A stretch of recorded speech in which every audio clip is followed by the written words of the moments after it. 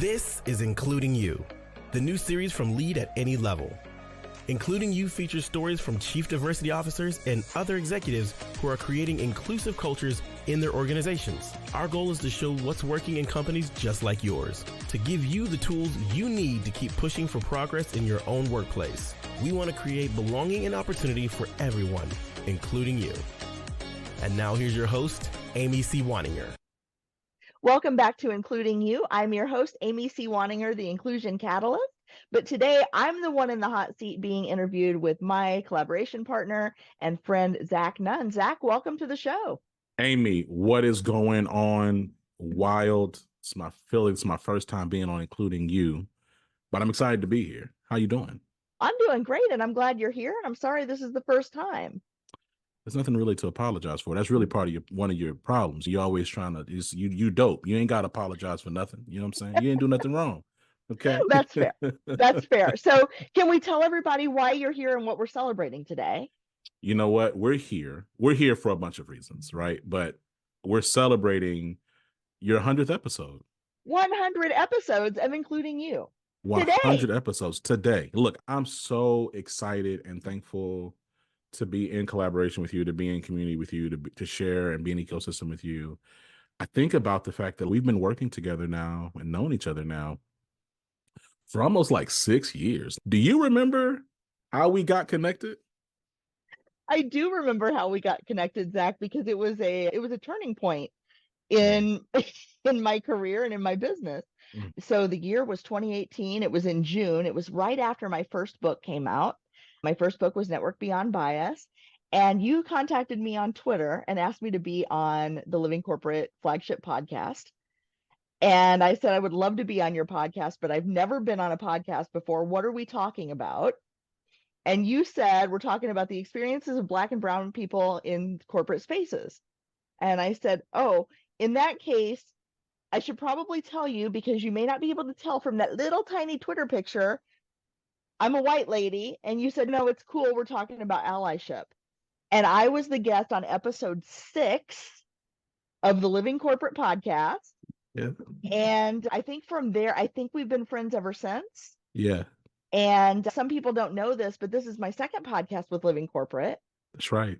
The first one, we did 70-something episodes of See It to Be It. That's right. And then took a little break and came back to this one. You know what? It's interesting because I remember reaching out to you. I remember us having that conversation in exchange. And like, what I appreciated was I'd done my Googles on you before, right? So I was like, okay, this is a white woman, but she's showing up authentically in this space, in this work. There are enough Black folks around you that had talked to me about you that I felt like you wouldn't embarrass me later. So I was like, let me see what's up. So we get you on the pod. We had a really great pod, right? I'm trying to think what happened that we started the idea of, hey, why don't you get on our network? Like, what was that part looking like? How did that happen? So you were actually looking for blog posts. You wanted articles for your website. And you asked me, did I know anybody? And I said, I'd be interested. What do you want me to write about? And you said, Black and Brown experiences in corporate spaces. And I said, oh, I don't have any of those, but I'll go interview folks I know and I'll talk to them. And the article series was to be called See It to Be It. And so what I did was I recorded all those interviews so I could transcribe them and edit them. And then you said, Amy, that's a podcast. Yeah. And I think somebody asked me, it was like, I was at a conference and somebody asked me like on a Thursday morning, do you have a podcast? And I said, no. And then you and I talked and I went back to them after lunch and I said, oh, actually, I do have a podcast. We've got 26 episodes. It starts next week. And he looked at his watch. He goes, damn, you've been busy. You know what what I've appreciated about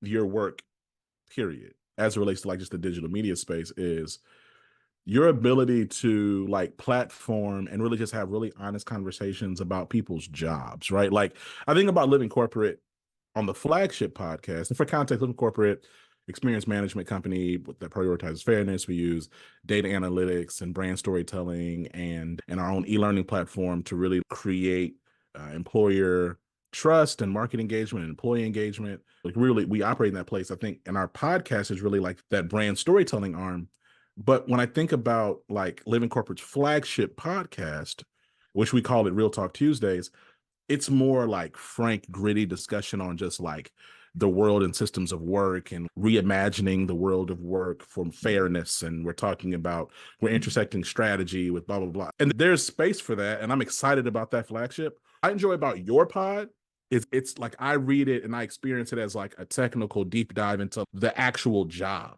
So like you're actually getting a day in the life of that person. Yes, they're going to talk about their background. And yes, they might talk about some like the structural barriers and challenges, and they're really going to emphasize on, hey, here's how my role, here's what the industry looks like. So it's that industry type insight, which again, like we dabble in on like Living Corporate's flagship, but it's not really the same. And so I've enjoyed like just the content that you create. I'm curious as you think about, we're here at episode 100.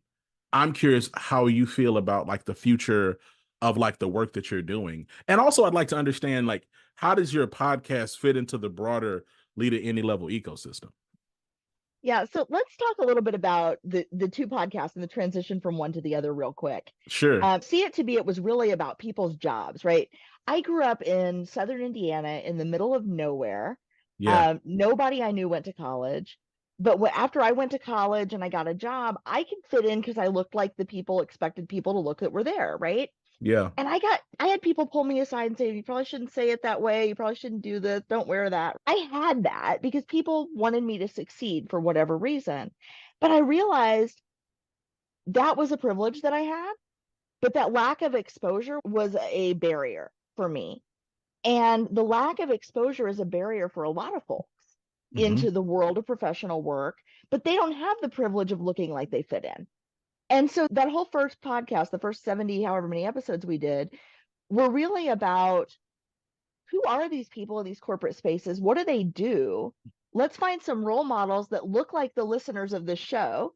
Yeah. And help them even understand these are jobs you may not know exist.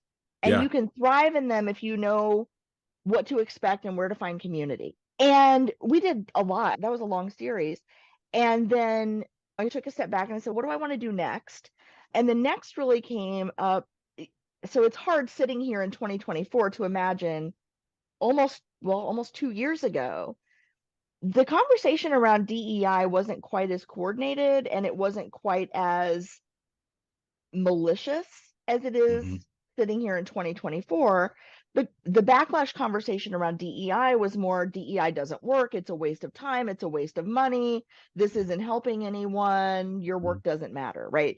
Lots of those kinds of narratives coming out in the press, articles on LinkedIn all the time, basically saying, don't waste your time on DEI. Right. And I got really frustrated with that because the people that I know that work in diversity and inclusion are making a difference.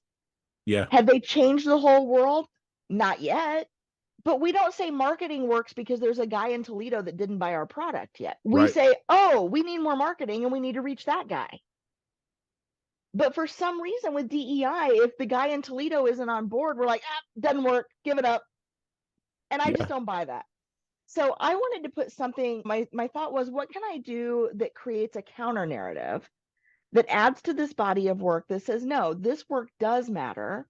Right. It does make a difference. Have we solved every problem? No, but we solved this problem for this group in this place. And that's something that can be replicated. And in 100 episodes, I've talked to folks in 100 different places, right? Different industries. I think we've hit just about every industry imaginable. We've been all over the country, talked to folks in different countries as well. And just what's that one thing, that one or two initiatives that they've done that's made a difference in their work, or that's made a difference in their organization, or that's made a difference for this person in their organization. Right. And not only does that give us a counter narrative that says, wait, this can work, it also, I hope, gives the audience something to aspire to, something to inspire them, and maybe a path forward where they've been stuck. Yeah. Yeah. I like the ground floor narratives and the perspective rather that your content really leans on, right? It's practical, it's approachable. I think about sometimes for me, and I've gotten this feedback for several years of just sometimes it's easy to get heady or so systemic in your analysis that then it's okay, how do I let's like now distill this down into what are tangible actions like this person can do. And sometimes like in my own like just nihilism and pessimism, I might be like, ain't shit you can do. It's over. You know what I'm saying? But when I listen to your content, when I watch your show, it gives me hope that no, there's still like tangible things that like this one leader or person who is not like directly manning the levers of these systems can still do for positive impact that do make like tangible difference in someone's day-to-day life. There's still work and opportunities to get there. When I think about your show, and again, we're on 100th episode today, is where are you hoping like this content goes, right? Because now you're looking at a fairly substantial library of content. You have a great network of people that you've built over from guests that you've had. What's next? What are you envisioning coming up? I love how you always push me beyond where I am and where I'm comfortable. And I have to say, I don't think we've captured everything yet. I think there's more work to do right here. Yeah. I think that the challenges are always changing. And so the responses to those challenges need to change constantly. Sure. And the stories that we're hearing are indicative of and responsive to the changes that are happening in the world. So let me give you just a quick example of an episode that we have coming up. I recorded it earlier this morning with an individual named Josh Miller, and they are an artist who is behind an art installation in Louisville, Kentucky called On the Banks of Freedom.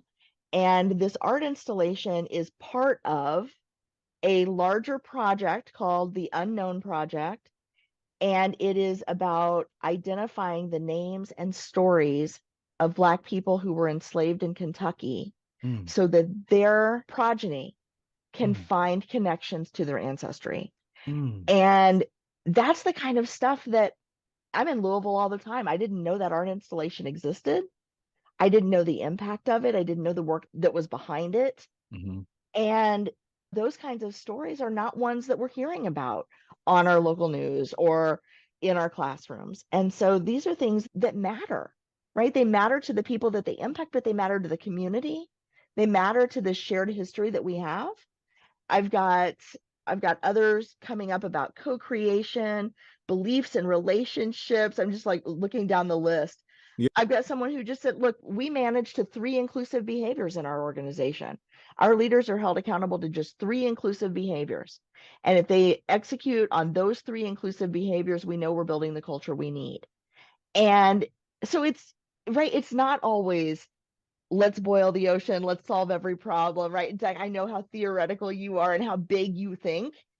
And I think with my feet, I think with my feet first, right? Like, where am I going? And then I'll figure out what I'm gonna do when I get there. Yeah. And so I think this show is the balance of those two, right? It really comes down to what's the next step someone can take. No, and it's just that's why I'm just so appreciative of the network and like the broader team and community that like we've built to live in corporate, because you're absolutely right. Like I'm probably over obsessed with the future and over obsessed with scale and scoping and blah blah blah blah blah. And that's great, like in context and balance of having other people who go, great. I see you're looking at the top of the mountain. Have we thought about what we're going to plan for at the base and what gear we want to put on and we have enough oxygen tanks and blah, blah, blah. I think we talked about 2018 again, and you're right, in June, it'll be 6 years of us working together, of us being in partnership, collaboration, and et cetera, et cetera. How have you changed, if at all, in these past 6 years? Oh my gosh, I have learned so much. When I wrote my book, I wrote it with all of the experience, but also all of the naivete that I had in the moment, right? Which is what we do. That's how we live our lives, right? Just the balance of experience and naivete from wherever we are. And I think I've learned a little bit more about how to navigate in this space. I've learned a little bit more about discernment working with you, because I've learned that there are people who are not intended in this space. There are people who are not here for the right reasons, if you will, and don't always show up in the way that I think they intend to. And I'm sure that I've done that as well. I'm sure that I've shown up in ways that did not match my intentions. But I've also learned that there are plenty of folks, rightfully, who are skeptical of me and my intentions and what I bring, and am I serious about this work? And I used to really struggle with that, and I've come to a place where I accept and embrace that, because it's an opportunity for me to prove to myself that I'm here for the right reasons, and to just keep living in my own integrity, and keep doing the work every day, not for kudos, not for pats on the back, not to have doors open for me, but because the work matters to me. To your point, let's just name it right here. Yeah, like you're a white woman in these spaces of employee fairness and DEI and HR, and you think about like historically, now not at the most senior positions, but typically at the positions that most marginalized people exchange, most HR people or people in these spaces are white women. And there's been a plethora of white women who created harm in corporate spaces. Shoot, I can name like 5 right now. I ain't gonna wake up your show like that, but I could. Okay. But I think to your point, it's you and I had a conversation off mic about a person who I won't name here, who like had a breakdown with me over for an hour on the phone because they couldn't even grasp the idea that I did not necessarily trust them, and that they don't show up, and they have not, and they do not consistently show up in alignment with what they say, right? Like the impact versus what their stated intentions are often incongruent, right?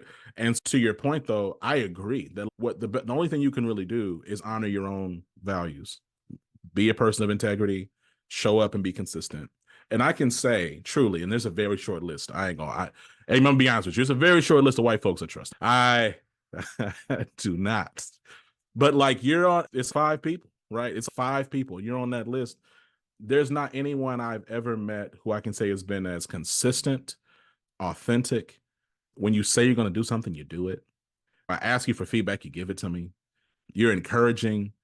And I think about okay, what does an ally look like? What does and beyond even like framing it as in the context of Alex, just what's a good business partner look like? What does a good person, a high integrity person look like? Amy, you're up there, one of those people I think about. I'm really appreciative of your work here. This is takes diligence to even like facilitate all these conversations. I'm excited about, to your point, about the growth that happens over time. You can't help but grow in talking to all these people, hearing all these stories. And if you're not receiving some level of conviction or challenge from all these really dynamic stories and experiences that you're hearing from like real human beings and not like these polished whatever, but actual people, there's probably something wrong with you. You know what I'm saying? Let's talk a little bit about, I think about Lead at Any Level. There's a lot of work that y'all are doing over there. You got a lot of things going on. What are you most excited about as you think about Lead at Any Level, the work that you're doing with your clients, as you look towards like the next like 12 months? Like what gets you most hopeful? And the history of Lead at Any Level has been a pretty steady but slow march toward where we are now. We started, it was just me, and I was speaking at conferences, and then I started getting invited to speak at corporations. And for a long time, it's one and dones in companies. This year in 2024, we've really turned a corner where we've got some long-term contracts with some very big names, none of which I can name right now, as you know how contracts work. But we're going to start seeing not just the immediate impact of the work that we do, but the long-term impact of the work that we do. We're going to be able to start collecting case studies about longer journeys and bigger impacts and deeper connections with these organizations. Just coming into this year, we have 3 multi-year contracts with some pretty big companies. And so that's exciting to me from the client standpoint of really getting to know the folks in these organizations, really getting to understand their challenges, their aspirations, and how we can close those gaps. But the other piece of this behind the scenes piece that people may not be seeing yet, unless they're on my mailing list, is I've expanded my team, and I have 13 folks on my team now, besides just me, that are in delivery mode. So let's go. Yeah. So this has been, and finding the right people and the right mix of people. And it's a really diverse group. It's so exciting to me to see everybody bring something a little bit different to the work, not just in terms of the work that they do, but their perspectives, their backgrounds, the theoretical framework that they work from. everybody comes at this from just a little bit different lens. And so the exciting thing for me from then a client standpoint, going back to that, is when a client comes to me and says, this is the problem that we have, and here's who we're trying to reach, and here's what we've tried, or here's what we're concerned about, I'm very likely to have the right mix of not just skills, abilities, and strengths, but also lived experience and perspective to match up with that client and their needs. And so this is becoming a really exciting time. And all I'm gonna say is if you haven't been watching, look out, because we're coming in Hey, full force in 2024. let's This is going to go. be the year of very rapid growth and really exciting results for our clients and for us, frankly, because we're getting to know each other better. We're getting to learn from each other, and that elevates us all. You know what, Amy? Look, I don't know what else to say besides I got mad love for you. I'm appreciative of the fact that we've been again like rocking for a while. Congratulations on 100 episodes. I'm gonna see you back here at 200. You know what I'm saying? And maybe I'll be around before then, so it's not like I'm popping up like a ghost behind the scenes. If it isn't apparent by now, Living Corporate, of course, supports and loves everything that you're doing. We're so honored that we're able to promote and amplify your podcast through our network. Excited about all the work that you got going on. And shoot, you probably should come back to Real Talk Tuesday sooner too. Yeah, that sounds good. And Zach, I want to congratulate you because I don't know if all the listeners know this. I don't hear So you talking about it near enough, what's up? but Living Corporate is in the top 1% of all podcasts globally. You know what? It's so funny. You're right. I don't talk about that. 1%. No, you're right. You're right. I don't talk about that a lot. And I appreciate that. Thank you for slowing me down and giving my flowers. I think you know what, Amy, is I don't so the numbers are the numbers matter, right? Because you don't want to say the numbers don't matter because the numbers they matter within certain contexts. I think because I'm just so focused on like the actual stories and building real impact and like touching real clients, right? I get excited more about the campaign we did with Pfizer and the Hispanic Heritage Month spotlight we did with Amazon and the ongoing work we're doing with Textio and our partners at Capgemini. And I'm excited about Amplify Credit Union with Angela Shaw. I'm excited about the tangible things, the ways that we're touching people. But you're right. Living Corporate's podcast is top 1% listened, and it's a huge market, right? But I'm appreciative of that. And I'll say what that teaches me is that there really isn't failure as long as you don't give up, right? If you're consistent and you keep going, you're not going to fail because eventually you're going to see return against your investment. It's just how long are you willing to work? When you think about podcasting specifically, I think like the world, there's this assumption like when people go, when you hear podcasts and they say, this podcast is brought to you by, and they insert some brand, that's a big pod. Like that's like a huge pod. Like Living Corporate, we do those from time to time, right? That our model doesn't really, we don't like, but my point is like everybody thinks that that's the norm. It's not the norm. Like it's just not. Like there are people who they might get like 50 to 100 downloads a day, but it might take them a year of consistent marketing and publishing of weekly content to even get to those numbers. I mean, you and I've had these conversations behind the scenes like for years, right? That's why I'm just so impressed by you because I remember when we first got started, your podcast was not even popping. And so it takes time and it's hard for people. It feels like you're just talking into the ether. Then you look up and you don't feel like you have anything to show for it. And so what you focus on in the beginning is what is important to focus on once you hit that goal, which is who am I actually impacting? Who am I touching? We just got a message last week from somebody on LinkedIn. And I meant to tell you this, Amy, who said, man, I've stumbled across Living Corporate. I Googled experiences at work or something like that. And I stumbled across y'all's website. And then I found y'all on Apple Podcasts. I found y'all on Spotify.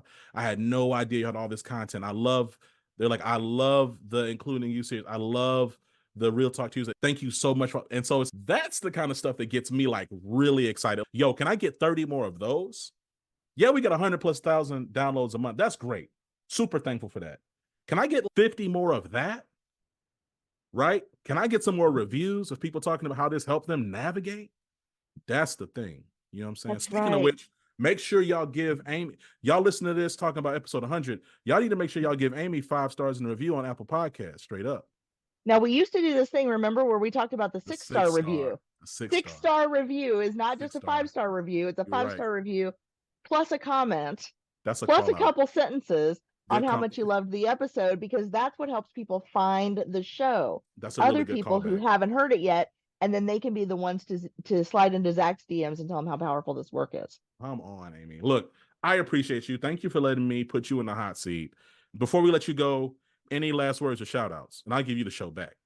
Oh, sure thing. So, Zach, first of all, I want to say thank you for including me in this amazing ecosystem that you've built. You're phenomenal, and I consider it an honor and a privilege to be here, and I hope that I continue to earn this space. I think the world of you, and I see amazing things in your past, present, and future, and I'm just excited to be a part of it, even if it's just from the wings. Like, I love watching you work, and I love watching you move in the world. I want to say thank you to all of my amazing guests. Some of the folks that have been on the show, I got to tell you, have just been phenomenal. Knock my socks off kind of folks. And I got more coming. Don't go anywhere. You're going to be right back here next week for the next episode. Peace.